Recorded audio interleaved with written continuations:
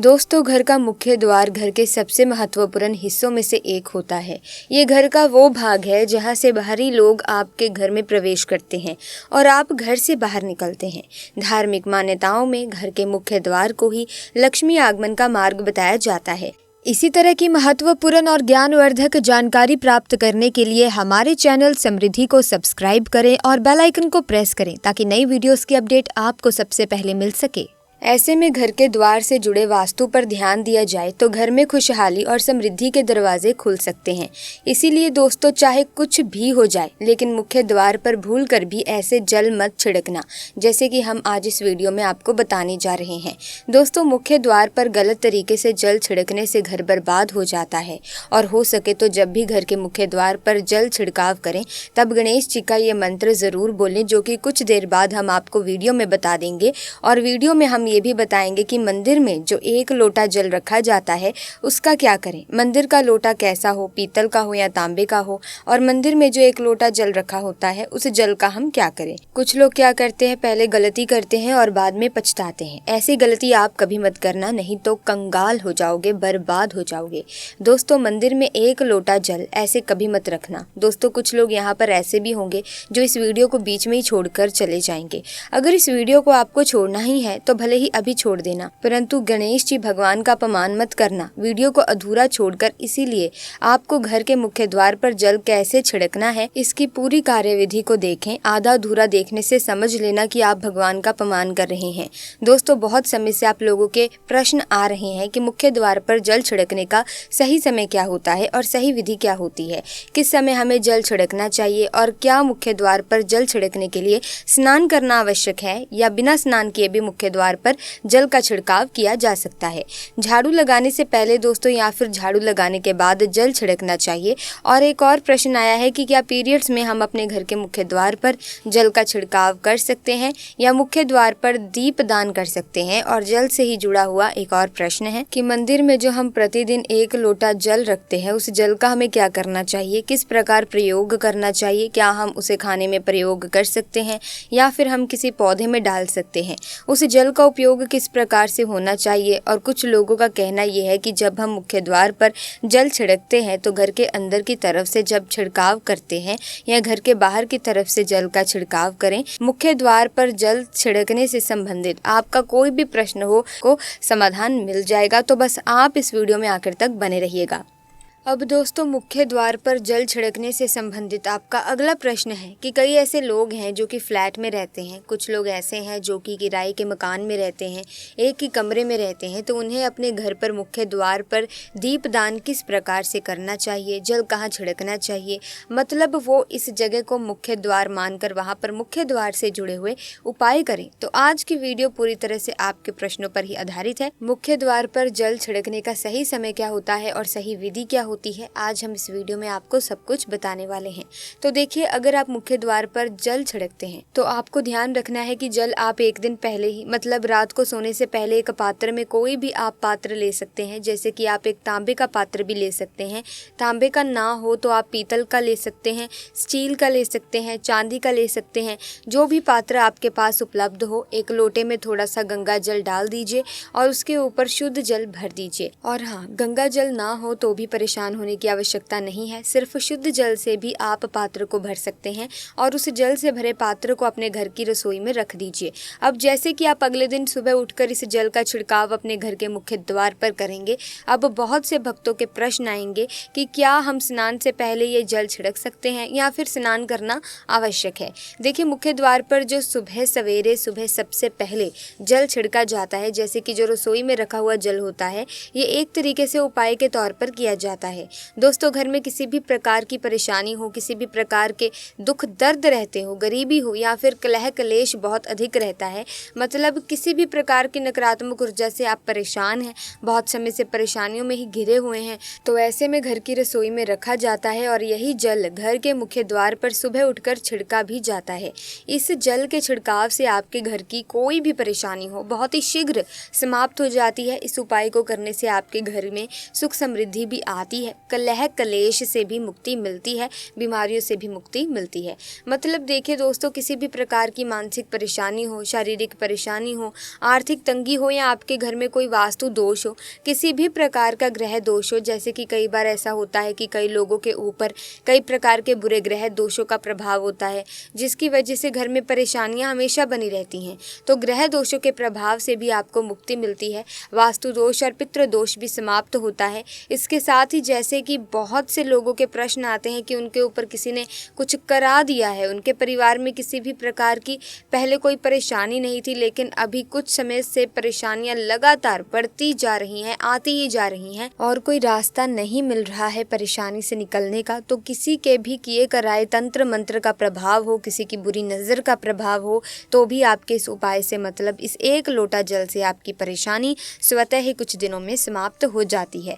तो ये घर की सभी परेशानियों से मुक्ति पाने का रामबाण और सबसे सरल, सबसे आसान उपाय होता है, जो हमारे शास्त्रों में वर्णित है। तो आप अपने घर की रसोई में एक लोटा जल रखें, रात में भरकर, और प्रातःकाल जल्दी उठकर उसी जल से अपने घर के मुख्य द्वार पर छिड़काव कीजिए।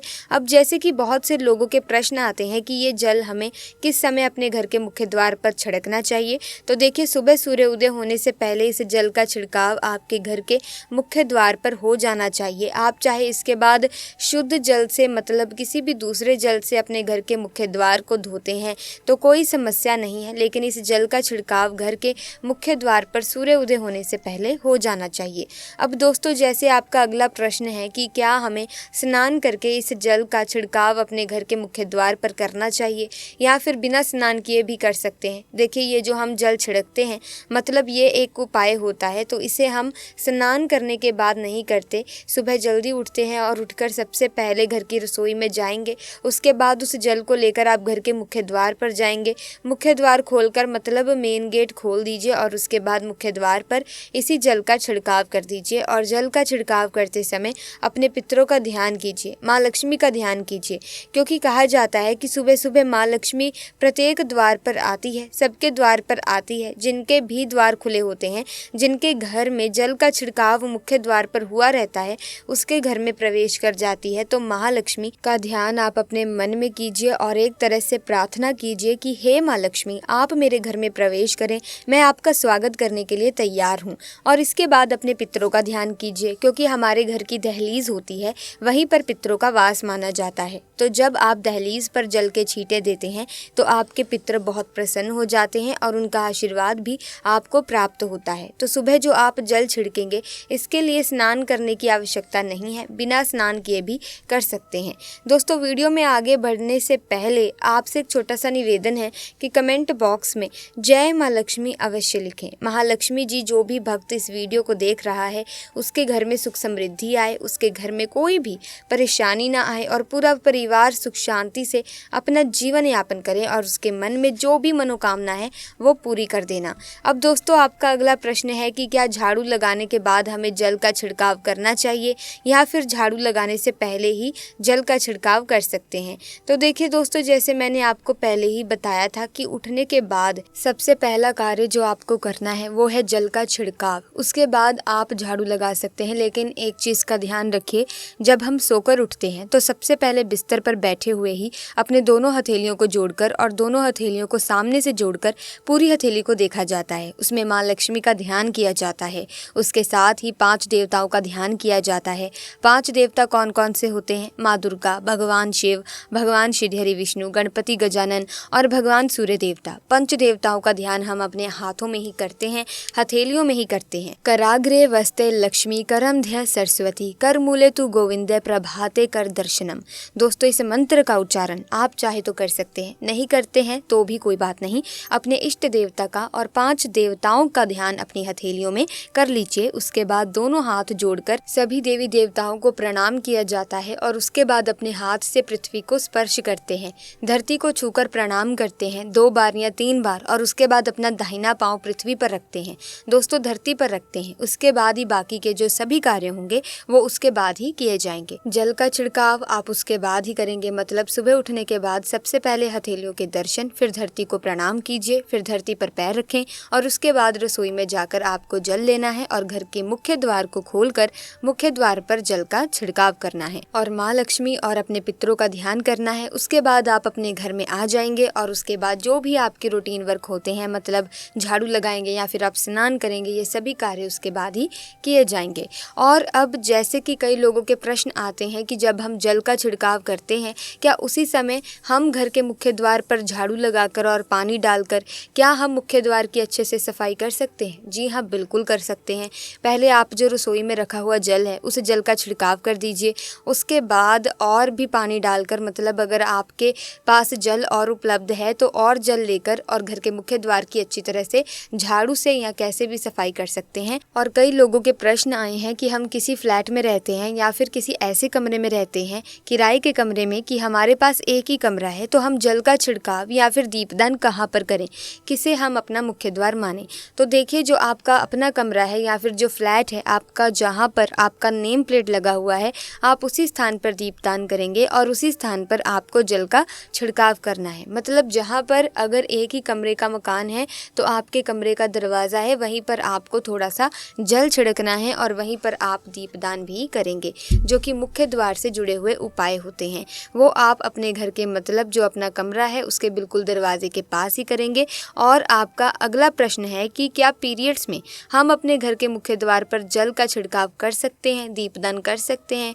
देखिए, जल का छिड़काव करने के लिए पीरियड होना या ना होना उससे कोई भी फर्क नहीं पड़ता, कर सकते हैं। रही बात दीपदान की, तो दीपदान देखिए कार्मिक पूजा में आ जाता है और कार्मिक पूजा हम बिना शुद्ध हुए नहीं कर सकते, मतलब पीरियड्स समाप्त होने के बाद ही आप कर सकते हैं दोस्तों। बाकी जल का छिड़काव आप कभी भी कर सकते हैं, पीरियड्स में भी कर सकते हैं, कोई समस्या इसमें नहीं है। और अब आपका प्रश्न है कि क्या मंदिर में जो हम जल रखते हैं क्या वो रखना ज़रूरी है, और अगर हम रखते हैं तो उस जल का क्या करें?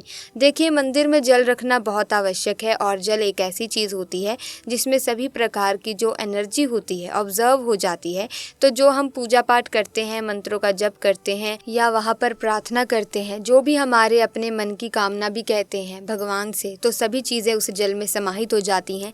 इसीलिए पूजा करने से पहले घर के मंदिर में 1 लोटा जल रखा जाता है और उसके बाद दीपदान, मतलब एक दीपक प्रज्वलित कर दिया जाता है। ये अग्नि और जल का एक तरह से बैलेंस भी हो जाता है और इसलिए शास्त्रों के अनुसार घर के मंदिर में 1 लोटा जल भी हमेशा होना चाहिए और दीपक भी प्रज्वलित करना चाहिए। तो दोस्तों, अब इस जल का करना क्या चाहिए? देखिए, जब हम जल रखते हैं, सुबह की पूजा में रखते हैं, मतलब सुबह जो हम पूजा करते हैं, प्रातःकालीन पूजा, उस समय जल रखा जाता है और वो जल हम अगले दिन उठाते हैं।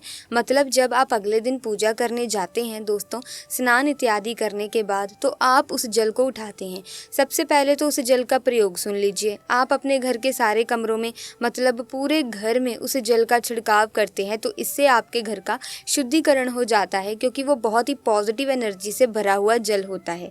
इससे कई बीमारी स्वतः ही दूर हो जाती है। उस जल का छिड़काव करने से किसी भी प्रकार की नकारात्मक ऊर्जा का प्रवेश आपके घर में नहीं होता, किसी भी प्रकार की परेशानी आपके घर में हो, अगर आप नियमित तौर पर उस जल का छिड़काव करें अपने घर में, तो निश्चित ही आप परेशानियों से मुक्ति पा सकते हैं, किसी के घर तंत्र मंत्र के प्रभाव से मुक्ति पा सकते हैं। दूसरा इसका उपाय आप कर सकते हैं, जैसे कि घर में कोई बीमार है तो आप इस जल को उस व्यक्ति को पीने के लिए दे सकते हैं। और ये जल इतना पावरफुल होता है कि इस जल को पीने से बड़ी बीमारियों से, मतलब लंबी से लंबी बीमारियों से भी धीरे धीरे राहत मिलने लग जाती है। कई बार होता क्या है ना दोस्तों, कि आप लोगों के प्रश्न आते हैं कि दवाई तो हम खा रहे हैं लेकिन दवाई हमें लगती ही नहीं है, दवाई का कोई प्रभाव ही देखने को नहीं मिलता। तो ऐसे में अगर दवाई के साथ साथ उस जल को पीने के लिए रोगी को दिया जाए, यानी मेडिसिन इसी पानी से अगर खाई जाए, तो बहुत अच्छी दवाइयाँ काम करने लग जाती हैं। और जैसे कि परिवार में अगर बहुत अधिक कलह कलेश रहता है, हमेशा आपस में सामंजस्य बनता ही नहीं है, आपस में हर बात पर मतभेद होता है, तो परिवार के सभी सदस्य इस जल में से अगर थोड़ा थोड़ा पीते हैं तो धीरे धीरे विचारों में परिवर्तन आने लग जाता है, सकारात्मक विचार सभी के होने लग जाते हैं और आपस में समन्वय होने लग जाता है। घर के कलह कलेश और मतभेद हमेशा के लिए समाप्त हो जाते हैं। सो प्यारे दोस्तों, मंदिर में रखे हुए जल का अगला उपाय देख लीजिए। देखिए, अगर आप कोई दुकान करते हैं, कोई व्यापारिक स्थल है आपका, तो प्रतिदिन इसी जल में थोड़ा सा जल लेकर के दुकान पर, व्यापारिक स्थल पर छिड़काव कीजिए। इससे आपका दुकान, आपका काम बहुत ही अच्छा चलता है। मतलब किसी भी प्रकार की परेशानी आपके व्यापारिक स्थल पर नहीं आती है, क्योंकि जैसा मैंने आपको बताया, ये जो जल होता है बहुत ही पावरफुल होता है, बहुत ही पॉजिटिव होता है। अब आपके मन में सवाल आ रहा होगा कि मंदिर में रखा एक लोटा जल पावरफुल और पॉजिटिविटी से भरा कैसे हो सकता है, क्यों इसमें सकारात्मक ऊर्जा का भंडार होता है। आइए जानते हैं। देखिए, जल जो होता है, अमृत हुआ, मीठे मीठे फल हुए, भोजन हुआ, अनाज हुआ, उससे भी बढ़कर माना जाता है। देवी देवता आपके दिए हुए इस जल को ग्रहण करते हैं। मंदिर में एक लोटा जल रखना उतना ही ज़रूरी है जितना आप सुबह, दोपहर, शाम को भोजन करते हैं। जब हम भगवान की पूजा करते हैं और तांबे के पात्र में या पीतल के पात्र में एक लोटा जल ज़रूर रखते हैं। जल जो होता है सागर रूपी होता है और यही सागर आपकी नैया पार लगाता है। मंदिर में एक लोटा जल रखने का कारण एक और ये होता है कि जो लोग भगवान को डेली भोजन नहीं करा सकते, तो वो मंदिर में एक लोटा जल भरकर रखते हैं ताकि भगवान इसे ग्रहण करें और ये जल प्रसाद रूपी इसके अगले दिन, ये सुबह के समय आप प्रसाद समझकर ग्रहण करें। लेकिन याद रहे, मंदिर में रखा लोटा जल कभी भी तुलसी में अर्पित नहीं करना चाहिए। उसके लिए आप अलग से तांबे के पात्र से तुलसी में जल अर्पित कर सकते हैं, क्योंकि ये जल सभी देवी देवता ग्रहण करते हैं, तो इसीलिए तुलसी में डालना वर्जित है। लेकिन हाँ, अगर आपके घर में लड्डू गोपाल है, राधा कृष्ण है और आप एक लोटा जल उनके लिए अर्पित करते हैं, तो आप अगले दिन यानी सुबह के समय वो जल तुलसी में चढ़ा सकते हैं। मंदिर में जो एक लोटा जल रखा होता है, उसके अगले दिन यानी सुबह के समय आप इस जल से अपनी आंखें ज़रूर धोया करें। इससे आंखों में रोशनी बढ़ती है और आंखों में जितनी भी बीमारी आ जाती है वो दूर होती है। शास्त्रों के अनुसार जो लोग मंदिर में एक लोटा जल भरकर नहीं रखते, तो उनके घर में अकाल पड़ जाता है, घर कंगाल हो जाता है, बर्बाद हो जाता है, परिवार में मुसीबतें आ जाती हैं और गरीबी का आगमन हो जाता है। आप चाहें तो एक लोटा जल में पुष्प आदि डालकर रख सकते हैं, बहुत ही शुभ माना जाता है। मंदिर में जो जल रखा जाता है उससे हम और क्या क्या कर सकते हैं, आइए जानते हैं। तो इस जल का छिड़काव करने से बहुत सारी परेशानियां स्वतः ही समाप्त हो जाती हैं। जैसे अगर आपकी दुकान पर किसी की नज़र लगी है, बहुत से लोगों के प्रश्न आते हैं कि हमारे काम को किसी ने बांध दिया है, मतलब किसी की बुरी नज़र ऐसी लग गई है कि पहले तो दुकान बहुत अच्छी चलती थी, अब नहीं चल रही है, तो आप इस उपाय को कर सकते हैं। निश्चित ही बहुत जल्द ही आपको परेशानियों से मुक्ति मिल जाती है और दिन दुगनी रात चौगुनी आपके व्यापार में तरक्की होती है। और हाँ, मंदिर में रखे हुए जल को आप अपने घर की रसोई में खाना बनाने में, पीने में भी प्रयोग कर सकते हैं। लेकिन खाना बनाने में प्रयोग तभी कीजिए जबकि आपके घर में बिल्कुल सात्विक भोजन बनता हो। मतलब लहसुन प्याज अगर आपके घर में बनता हो तो खाना बनाने में इस जल का प्रयोग नहीं किया जा सकता। और फिर आप इस जल को थोड़ा थोड़ा परिवार के सदस्य मिलकर ग्रहण कर सकते हैं और बचे हुए जल को आप अपने घर में पौधों में डाल सकते हैं। तो देखिए दोस्तों, ऐसा नहीं है कि मंदिर पर रखा हुआ जल बेकार होता है, किसी काम का नहीं होता।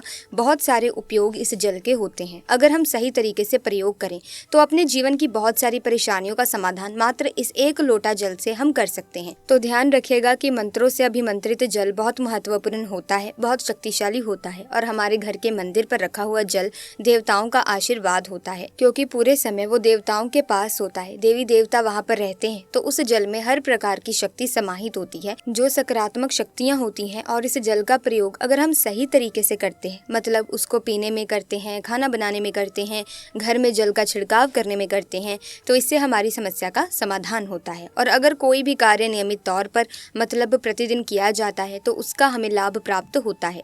कभी कभी करेंगे तो निश्चित ही आपको उतना लाभ दिखाई नहीं देगा, लेकिन अगर आप नियम बना लेंगे कि हर रोज़ उसी जल से घर में छिड़काव करना है, घर में प्रत्येक व्यक्ति को थोड़ा थोड़ा पीने के लिए देना है, बचे हुए जल को पौधों में डाल दीजिए, दुकान पर छिड़क दीजिए, अपने घर के व्यापारिक स्थल पर छिड़काव कीजिए, बच्चों की बुक्स शेष में, अपने घर की तिजोरी में, हर जगह इस जल का छिड़काव कीजिए और नियमित तौर पर कीजिए। चमत्कार आपको निश्चित ही देखने को मिलेगा।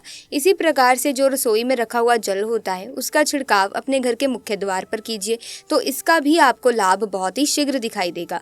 लेकिन इसे अपने रूटीन में शामिल करना होगा, प्रतिदिन नियम से ये कार्य करना होगा, तभी आपको लाभ देखने को मिलेंगे। और हाँ, कई लोगों के प्रश्न आते हैं कि मंदिर पर जो रखा हुआ जल होता है, तो जब हम अगले दिन उठते हैं तो उसमें कई बार कुछ चीज़ें पड़ जाती हैं, कोई कीड़े मकोड़े गिर जाते हैं, क्योंकि वो जल का जो लोटा होता है वो खुला हुआ होता है। तो क्या हम उसे ढक सकते हैं? जी हाँ, बिल्कुल ढक सकते हैं। जब आप पूजा करते हैं सुबह के समय, तो जब तक पूजा कर रहे हैं, जब तक मंत्र उच्चारण कर रहे हैं, तब तक जल खुला रखिए और उसके बाद जैसे कि आप पूजा पर से उठते हैं तो उससे पहले जल को किसी भी प्लेट से या कटोरी से ढक दीजिए।